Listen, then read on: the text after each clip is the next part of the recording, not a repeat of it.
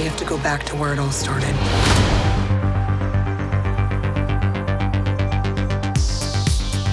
She's got red in her ledger and she'd like to wipe it out. Welcome to IGN's Cannon Fodder, I'm Max Scoville. Black Widow is the Marvel Cinematic Universe's latest edition, finally debuting in cinemas after almost a 2-year wait. Directed by Kate Shortland, the 24th film in the MCU saga is a prequel set between Civil War and Infinity War, with big connections to Falcon and the Winter Soldier, the upcoming Hawkeye series, and we'll take a look at a new player who seems to be assembling a brand new team in the MCU for Phase 4. But before we dive into it, I have to warn you, we are about to spoil this whole movie, so if you haven't seen it yet, or you just want to avoid spoilers in general, now would be the perfect time to grab a parachute and bail out.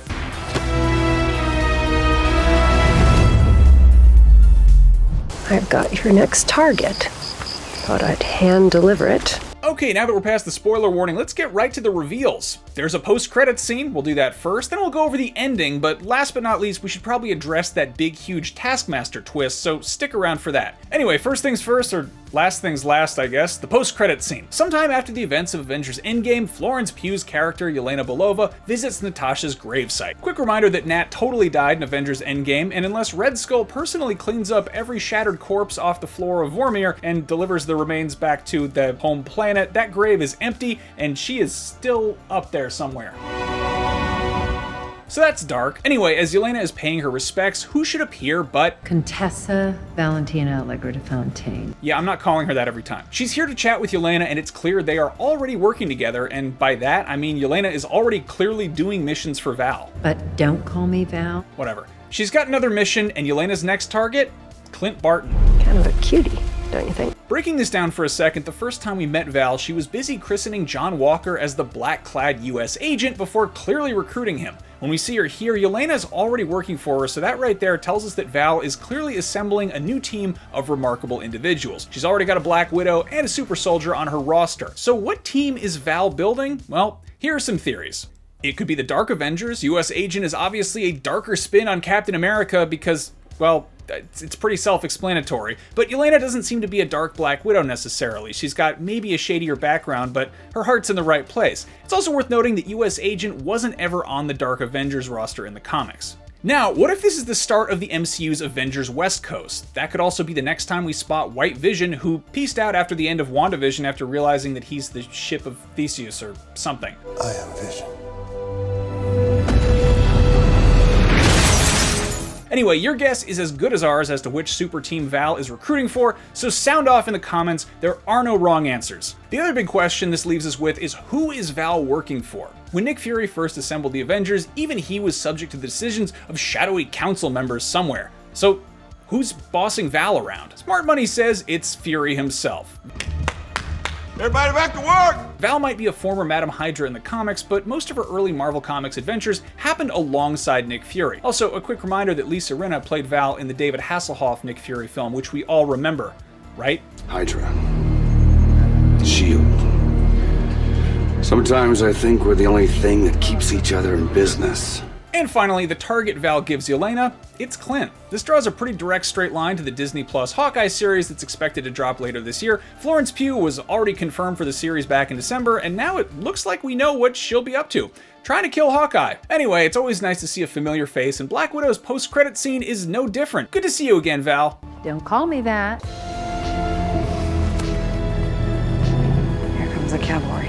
But of course, Black Widow is actually about Black Widow, the old Black Widow, the one, Scarlett Johansson. Anyway, the end of Black Widow is pretty straightforward. After Nat defeats Taskmaster, and we're going to come back to that topic because we have some things to say, and her family jets away to parts unknown, Nat gets surrounded by General Thunderbolt Ross and his forces ready to arrest her for violating the Sokovia Accords in Captain America Civil War. But then there's another scene 2 weeks in the future, and Nat is very much not arrested, her hair is blonde suddenly, and she's wearing Yelena's vest, and she's on her way to go meet up with Steve Rogers and rescue the rest of Team Cap, who are all doing time in the Raft, which is a facility built to imprison super people, and as we're all well aware, she's successful and goes on to play a major role in Avengers Infinity War, shooting a bunch of aliens before sacrificing herself to get the Soul Stone in Avengers Endgame. But we already knew that.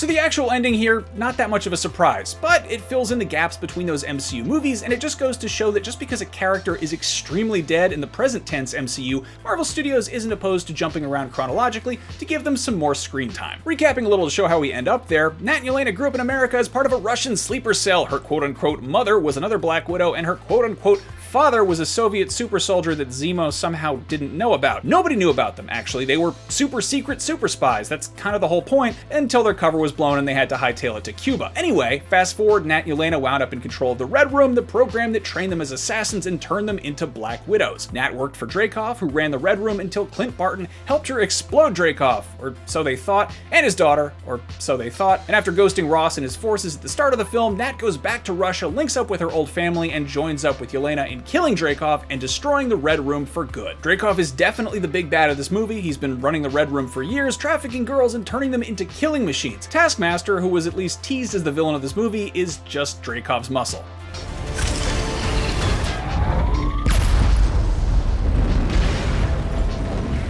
Can he wipe out that much red? Dreykov's daughter. What seemed like a throwaway line from the trickster god of mischief in 2012's Avengers was anything but. This bit of red that Nat would like to wipe clean from her ledger is the whole crux of the Black Widow film. And this brings us to Taskmaster. The big reveal? It's Dreykov's daughter. She didn't die in the explosion that Nat and Clint thought killed her daddy, but she clearly did get pretty messed up. Dreykov also survived the blast and in classic supervillain fashion, turned his horribly scarred daughter into a half-human, half-cyborg fighting machine with the ability to download and mimic the fighting style of any Avenger, so like somewhere between RoboCop and Neo from The Matrix. I know Kung Fu. In the comics, Taskmaster is a guy named Tony Masters, which is a little weird. That's kind of like if Steve Rogers' last name was America's. Anyway, he was born with this unusual ability to mimic any other fighting style just by seeing it in action, which is a power referred to as photographic reflexes. He turns this wonderful talent into a criminal career, of course, mimicking the fighting styles of the world's mightiest heroes and then training would-be terrorists in their fighting tactics. For a price. The film Taskmaster obviously does away with all of that to instead become a full circle moment for Nat, who is ultimately able to rescue what's left of Dreykov's daughter and wipe that bit of red from her ledger personally. I got red in my ledger. I'd like to wipe it out. In the end, Dreykov's daughter gets unbrainwashed and rescued with the other Black Widows. Nat and her family crash the Red Room, which basically is a helicarrier version of the Triskelion, so like a Skyskellion, if you will. Wondering now that Dreykov's daughter is rescued, could she eventually be reprogrammed as a hero? Is it God? What bullet does that? Bullets, arrows. And now it's time for the Easter eggs, and we spotted a whole bunch, so here's what we got. Did you spot the Drax cameo? Not the Guardian of the Galaxy, but Hugo Drax, the villain of the James Bond film Moonraker, which is evidently a movie Natasha's seen quite a few times. There's also a Bond girl in Black Widow. Underneath Taskmaster's task mask and all those scars is Olga Kurylenko, who played Camille Montez in Quantum of Solace. She was also hellbent on getting revenge on a government official at any cost, which sounds like someone else we know.